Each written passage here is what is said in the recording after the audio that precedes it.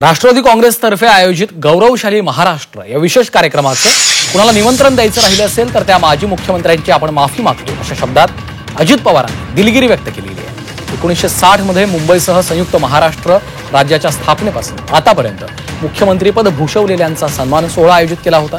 मात्र महाराष्ट्राचं 4 वेळा मुख्यमंत्रीपद भूषवलेल्या शरद पवारांना या कार्यक्रमाचं आमंत्रणच दिलं गेलं नव्हतं। त्या पार्श्वभूमीवर अजित पवारांनी भाषणातून दिलगिरी व्यक्त केली आहे। तर या कार्यक्रमाला एकनाथ शिंदेंनी आपला प्रतिनिधी पाठवला होता, त्यावर अजित पवारांनी मिश्किल प्रतिक्रिया दिली। तर या कार्यक्रमाच्या शेवटच्या क्षणी शिवसेनेचे मंत्री भरत गोगावले यांनी उपस्थिती लावली।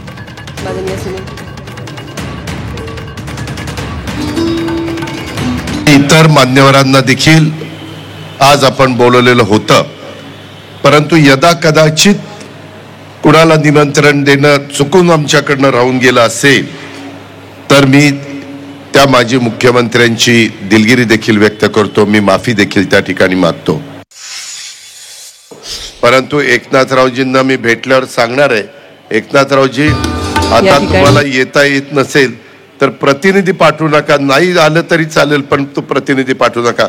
मी प्रतापवर नाराजी व्यक्त नाही करत, कारण प्रताप तसा माझा राष्ट्रवादीचाच आहे, आम्ही एकत्र काम करत होतो, पण साधारण त्याला मग ज्यांचा सत्कार करायचा, मग काही जण आणखीन काही सुचत, मग इतर पण म्हणले असतील चला आम्ही येत नाही, आमचा प्रतिनिधी पाठवतो, आमचा प्रतिनिधी पाठवतो। शेवटी त्या वेळेस राहिलेल्या राज्याच्या मुख्यमंत्र्यांचा म्हणजे महाराष्ट्रातल्या 13 कोटी जनतेचा तो सत्कार आहे आणि त्याच्यामुळे तो असणाऱ्यांनी स्वीकारला तर त्याला एक वेगळं आगळं महत्व आहे।